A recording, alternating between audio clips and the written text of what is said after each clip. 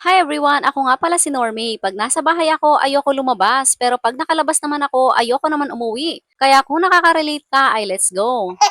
Ngayong gabi kasi ay sumalunga kami ulit dito sa bundok para dito kami matulog. At dahil ako'y strong independent woman, ay dito ko sa labas natutulog. At eto nga ang katabi ko palagi sa aking pagtulog. Oh, hindi kasi ako kagaya ng iba dyan na natutulog na may kayakap nga pero niloloko lang naman sila.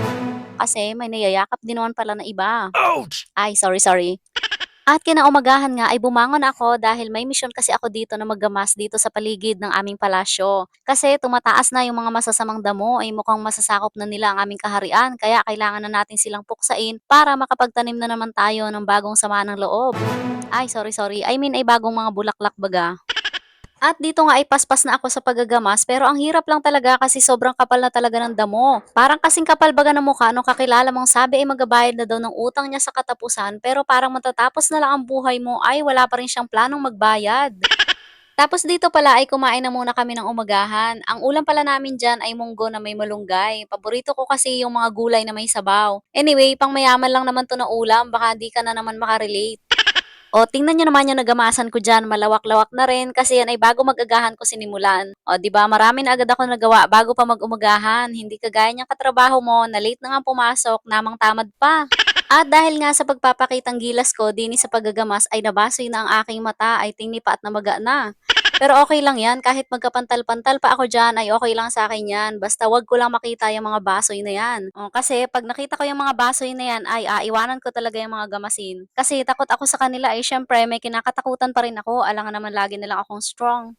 Tapos dito, pagkatapos kumain ay naisipan ko rin na gamasan itong ilalim ng dining table namin dito sa mansion kasi masyado nang masukal dahil sa damo. Tapos pagtingin ko dito ay kako ay ba't naman may natubo na nanyug dito? Ay laki-laki naman ng space sa labas ay bakit kaya di pa sila nagtanim ng nyug sa haligi? O kaya tinanggal ko yan at hanggang sa labas dyan ay tinabasan ko rin kasi mahirap na baka mamaya ay gapangin ako dito ng ahas.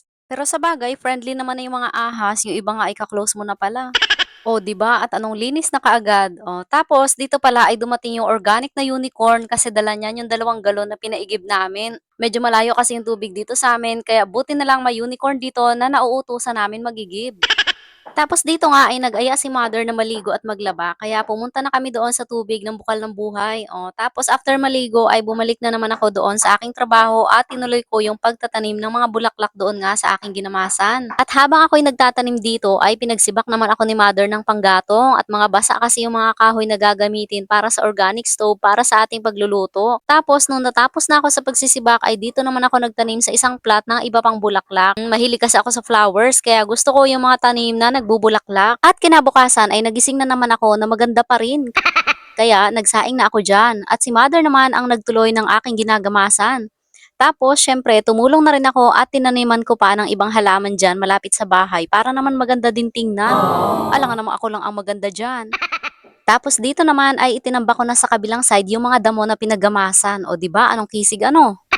Sinusulit ko lang kasi ang bawat sandali ko habang nandito pa sa Encantadia. Kasi sa sunod ay pasukan na ay di doon na naman ako magpapanggap sa mundo ng mga tao. Tapos dito nga sabi ni mother ay sungkitin ko na daw yung abukado doon sa maliit na puno at parang nauunahan na talaga kami ng ibang engkanto. Kaya inintindi ko na itong sigpaw eh. O, tapos nung naintindi ko na yung panungkit ay di nagpakapagod na naman ako dito i-set up itong cellphone. Tapos sumalunga ulit ako para kunin yung panungkit at sako na kunyari hindi ako ang naglagay diyan ng cellphone para mag-video. Grabeng pagpapanggap ito ba?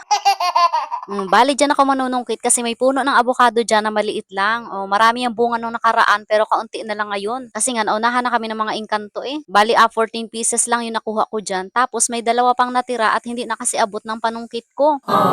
Pero siguro kung nag-heels ako noon ay abot ko yun. Oh, tingnan niyo naman ang pagsisikap ko diyan. Masungkit lamang yung mga abukado na yan. Grabe ka. Kung ani ay baling akyatin na lamang yung dalawang mataas na hindi ko maabot. Ay naisip ko naman ay wag na kaya at baka malaglag lang ako ay i-reels pa ako ng mga engkanto. Kaya iniwanan ko na yung dalawang mataas na yun eh. Sabi ko kanila na yun eh. Mabait naman ako.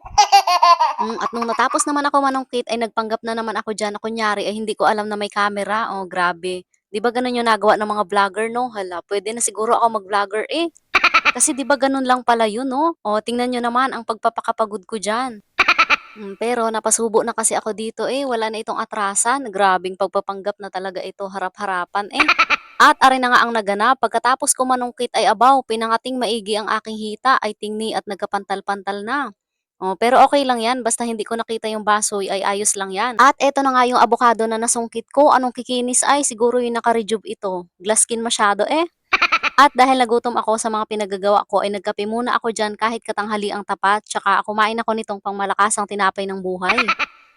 Tapos maya-maya ay nag-aya na rin si mother na bumaba na kami sa mundo ng mga tao, kaya bumaba na kami. Oh, at ngayon nga ay nandito na ako sa bahay sa mundo ng mga tao. Abaw, anong pagsasakit naman ng aking likod. At dahil nandito na nga ako sa bahay, ay di ilang araw na naman akong hindi lalabas nito.